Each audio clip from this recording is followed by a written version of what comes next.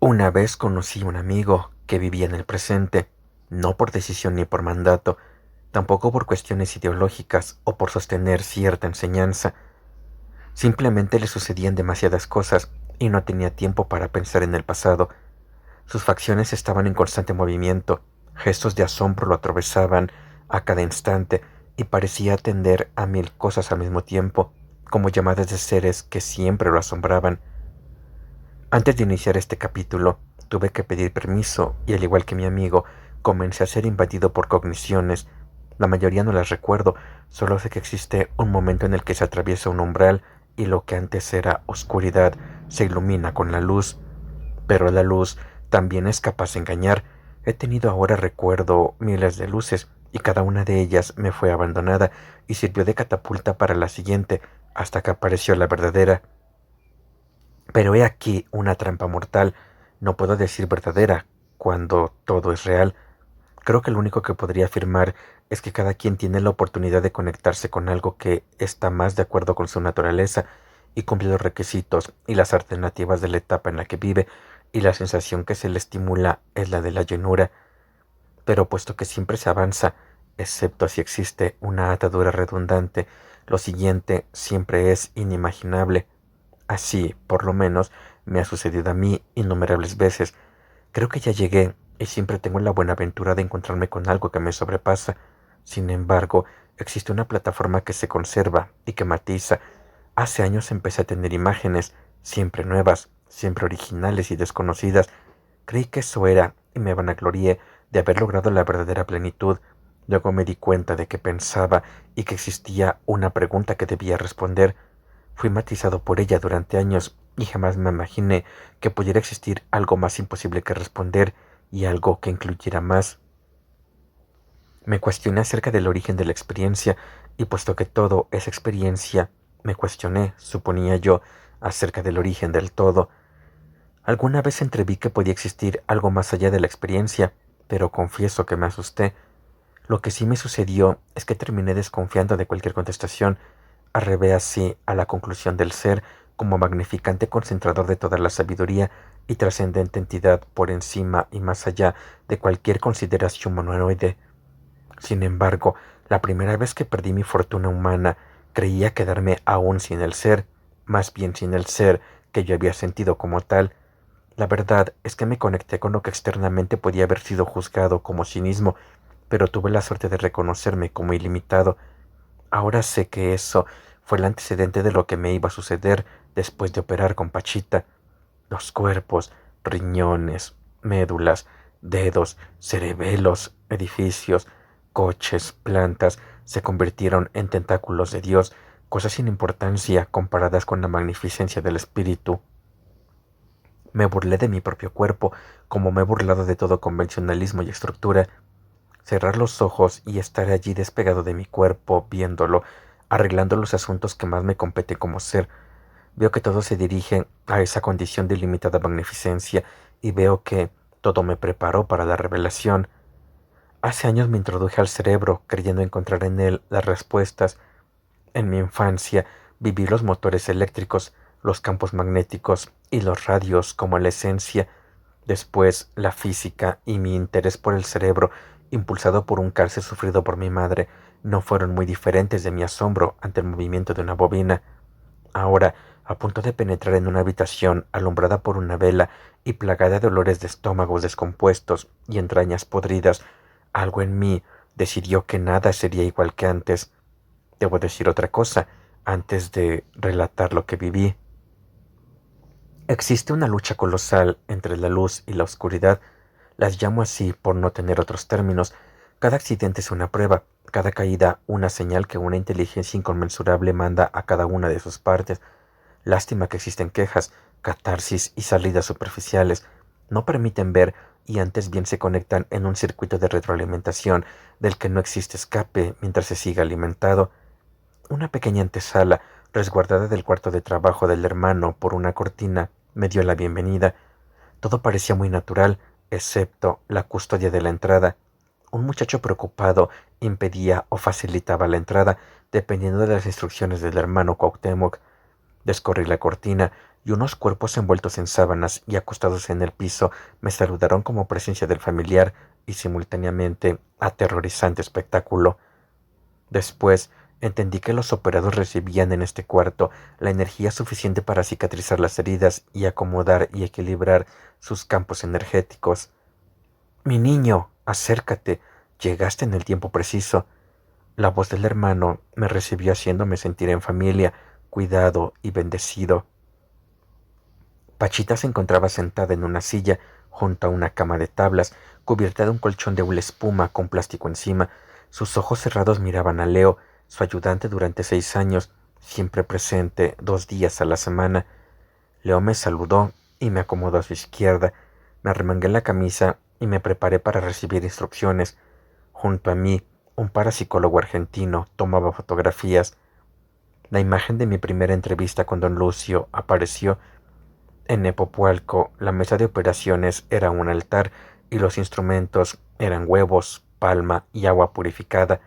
Aquí, los mismos manejos se hacían con un cuchillo de monte. Apareció una señora enferma del estómago. Hermanita linda, ¿qué te pasa? Tengo dolor, hermano. No puedo vivir con él. Ayúdame en el nombre del Padre. Así sea, mi hijita. Acuéstese, mi preciosa. Nos trajeron una sábana.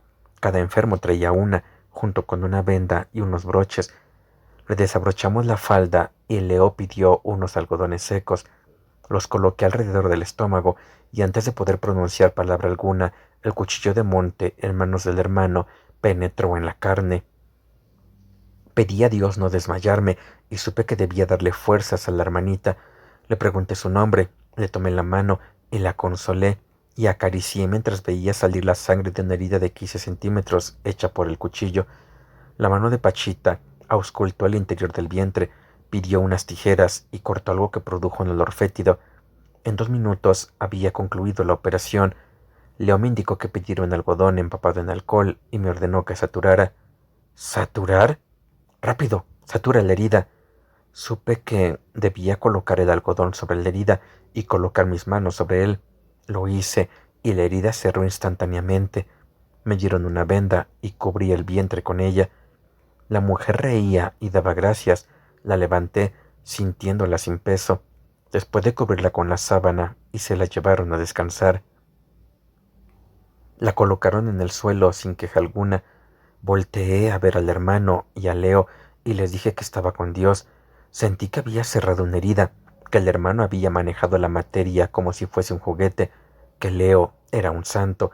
Me dije que esto era, que no existía límite, que Dios existía, que éramos dioses, que éramos. Después una fuerza me guió en 15 operaciones más. Di amor inspirado por esas gentes y curé. ¿Quiénes éramos? ¿Qué es lo que nos traspasaba? ¿Quién era el hermano? ¿Quién Pachita? Todo es posible. A partir de esa primera intervención, todo fue natural. Me sentí como en mi hogar, el mismo que visito en mis meditaciones. Por primera vez no hubo diferencia alguna entre mi pensamiento y el mundo. Por primera vez en mi vida realmente hice algo. No hay anestesia, no se suturan las heridas, apenas si hay dolor. Los operados ríen mientras sus entrañas y su sangre nos bañan. Me costó 1 año llegar al silencio. Cuando regresé de Tepoztlán, por poco muero de angustia. En ese pueblo mágico se leía el pensamiento y se hacía llover, y en una ocasión vi al teposteco, rebosante de energía, mandar truenos al valle en respuesta a una oración. En Tepoztlán hubo maravillas, pero no había silencio. Los pobladores gustaban lanzar cohetes en los momentos más significativos del día, y las mujeres cazaban a los hombres como conejos. Rita había comprado una jaula en la que encerró a 2 pájaros. Los bautizó con mi nombre y el de O, y los observaba. Así nos vigilaba. Sara lanzaba el oráculo y viajaba en vidas pasadas, y Paul veía platillos voladores. Don Lucio se comunicaba con el espíritu de los daños y con el señor de la luz. Tampoco había límites, pero no existía el silencio. Cuando escribía en Tepoztlán, lo hacía entre las posturas de yoga, sentado en un jardín, con un cuaderno al lado. En las noches dormía en el pórtico de mi casa, viendo las estrellas, pero no había silencio.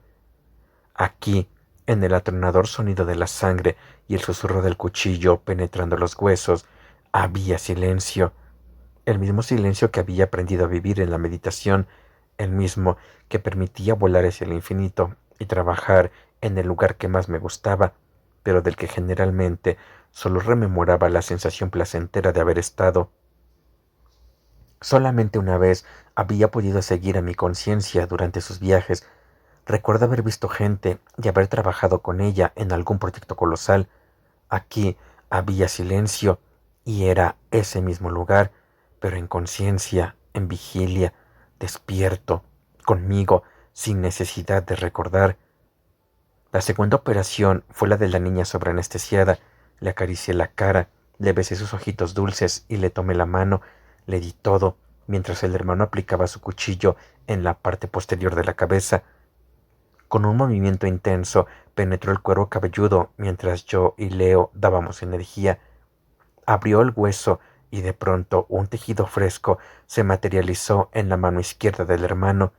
Con el cuchillo levantó la carne e introdujo ese tejido en el cráneo. Coloqué mis manos sobre un algodón mojado, lo apliqué y me ordené cerrar la herida. Como en la primera operación, la herida cerró instantáneamente. En mis días de estudiante y después como psicofisiólogo pude observar el choque espinal. Basta cortar la médula espinal para dejar paralizada a una persona sin remedio y de por vida. Eso fue, al menos, lo que aprendí en esos días. Nos trajeron a un muchacho de 30 años en una silla de ruedas.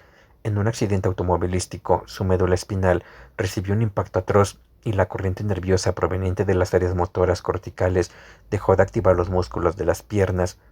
Parálisis de parte del tronco y de las extremidades inferiores fue el resultado. Acuéstate, mi niño precioso, mi amor, mi pobrecito angelito. Hermano, me operaron y me pusieron 2 barras de metal y no siento mis piernas ni las puedo mover. ¡Ayúdame! Así sea, en el nombre del Padre. La voz del hermano era la de una madre y vi lágrimas en los ojos del muchacho. Se acostó boca abajo. Entre Leo y yo descubrimos su espalda y la rodeamos de algodones. El cuchillo penetró las vértebras y descubrió la médula espinal. El hermano unió los extremos despedazados y pidió un injerto de hueso. Un ayudante le trajo un frasco de vidrio del que sacó un hueso y con el mango del cuchillo lo incrustó en la espalda. Leo, más precavido que yo, se cubrió con las manos. Yo fui salpicado y unas gotas rojas en mi oreja quedaron como testigos del portento. Apliqué mis manos y la herida cerró y el muchacho comenzó a mover una pierna, ligera pero segura. La conexión quedaba restablecida y solo era cuestión de tiempo. Acaricié la pierna del operado y di gracias al cielo. Después trajeron a un viejito de 85 años, obrero de una fábrica. No podía comer. Su esófago se había cerrado hacía 3 meses y solo se alimentaba de líquidos. El hermano lo hizo acostar y pasó sus manos sobre el vientre del enfermo. Vio lo que tenía dentro y supo qué hacer. Abrió desde la garganta hasta el estómago e introdujo sus manos en el conducto esofágico, lo despegó y lo dejó libre. Luego tomó el pene del enfermo e introdujo el cuchillo por el conducto urinario. Volteó a verme y todavía con los ojos cerrados bromeó. Aquí hacemos de todo. Cerré la herida y el hermano pidió un bolillo duro. Cómetelo, buen hombre, angelito de Dios, cómetelo. El viejo negó con la cabeza. Te digo que te lo comas, no seas terco. Mordió el bolillo, lo masticó y después se lo tragó. Ya ves, hermanito, las obras del Padre no tienen límite. El viejo reía y Leo y yo nos abrazamos. En mi vida anterior, muchas veces me extrañé de adquirir fuerzas con el trabajo. En ocasiones podía escribir durante horas y cada vez sentirme más fresco en lugar de cansado, pero el esfuerzo muscular me estaba negado. Quiero decir que no sucedía lo mismo que con el pensamiento. Inclusive de joven me sucedía lo mismo. Viví en un kibutz y en las noches, después de cosechar duraznos y acomodarlos en cajas, cargábamos camiones. Siempre acababa molido por el esfuerzo. Aquí, con el hermano, después de cargar a los enfermos, vendarlos y darles fuerzas, me sentía cada vez más energetizado. Pero el siguiente enfermito no requería esfuerzo muscular. Cuando lo vi, empecé a sudar. Una niñita con trenzas alumbradas de moños, de ojitos curiosos, fue traída y colocada encima de una sábana. Miré al Lego y luego al hermano, encarnado en Pachita. Los tres empezamos a acariciar el cuerpecito blando y dulce de la criatura y a hablarle con palabras amorosas. El hermano preguntó acerca de la enfermedad y el padre de la niñita habló de una parálisis y una rotura vertebral con sección medular. El hermano nos pidió que rezáramos. Después abrió la espalda de la criatura. Cuando recién la acostamos en la cama había llorado, pero ahora se calmó. El hermano injertó un hueso, cerramos la herida y la dulce palomita empezó a reír y a mover sus piececitos. La besamos, acariciamos sus trenzas y se la devolvimos a su padre. Todos reíamos y nos hacíamos bromas y nuestro ser daba gracias por todo lo visto y hecho. Alguien vino a decirle al hermano que la mujer que necesitaba un injerto de vejiga había llegado. Pachita levantó los brazos y vi cómo algo se materializaba entre sus dedos. «Es una vejiga», me dijo, sabiendo lo profundo de mi asombro. Una mujer joven entró al cuarto y se acostó. El hermano hizo un corte extenso e introdujo una mano al interior de la herida. Localizó algo y me invitó a sentirlo. En la tarde de ese día me había cortado un dedo y temía infectar a la enferma o a mí mismo. Iba a decirlo, y de pronto me pareció ridículo. Introduje mi mano y sentí un conducto delgado. «Toca bien, hermano Jacobo, y sentirás una piedrita en el conducto renal». La sentí y en ese momento desapareció. «Esta niña está curada y no necesita vejiga», dijo el hermano con su voz llena de certeza. Volteé a ver a la mesilla junto al cuerpo de Pachita y me di cuenta que la vejiga había desaparecido. «Hermano», pregunté, «¿en dónde está la vejiga?» «Ay, dulce niño», me contestó, «si no se necesita, no se necesita, y ella se va solita». Cerré la herida y esperé el próximo enfermo. Una mujer entrada en años ocupó la cama. «¿Cómo está, mi amor?», le preguntó el hermano. La mujer no contestó. Venía acompañada de su hijo, y él dijo que su madre tenía cáncer. «Bueno, mi niña, vamos a quitárselo con la ayuda del Señor». El cáncer estaba localizado en las fosas nasales. El hermano introdujo el cuchillo en una de ellas y empezó a raspar. Se tardó varios minutos mientras reconocía el interior de las cavernas y después, con una sonrisa, dijo: «Hecho está, en el nombre de mi padre». Terminamos a las 12 de la noche. Todos rodeamos al hermano y pedimos su bendición. Supe que después de cada jornada el hermano atendía a sus ayudantes, les daba consejo y aclaraba sus dudas. Al terminar, y en un movimiento marcial, el hermano levantó su brazo derecho y dijo: «Me despido de ustedes, vayan con Dios». Hubo un momento de tensión. Entre la salida del hermano y la recuperación de Pachita pasaron unos segundos. El cuerpo de Pachita se desmayó en ese lapso y después se recuperó. Me miró extrañada y me preguntó que de dónde había yo salido. Su conciencia era tan distinta que no recordaba haberme visto durante las operaciones. «Me da mucho gusto verte, hermano Jacobo». Cuando Pachita fue por primera vez a la casa donde yo la conocí, le sucedieron muchos percances, entre ellos la pérdida de una de las casas en la que operaba. La dueña la había corrido el mismo día en el que visité la mansión donde me fue presentada. Había solicitado un nuevo lugar y puesto que nos habíamos conocido en aquella importante residencia, pensaba que yo podía interceder para conseguirla. Esa noche, momentos después de despedirse, el hermano me había preguntado si yo pensaba ayudar. Le dije que lo haría en lo que pudiera, pero no pareció satisfecho. Ahora, ya siendo Pachita, me confesó que no entendía a la gente que vivía en esa gran casa, rodeada de vigilancia policíaca, precisamente por la importancia de sus habitantes. «Son muy diferentes, Jacobo. Me da miedo tantos guarros». Yo sabía que era una prueba para Pachita. No debía pedir nada material, aun cuando no fuera para su beneficio, sino el de otros. «Cuídate, Pachita», le dije con énfasis. «Es una prueba y no debes dejarte». La abracé y tomé su cabeza entrecana en mis manos. «Cuídate, hermanita linda, y gracias por dejarme ayudarte».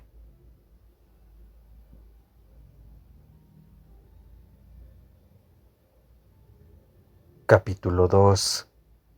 El espíritu sobre la materia.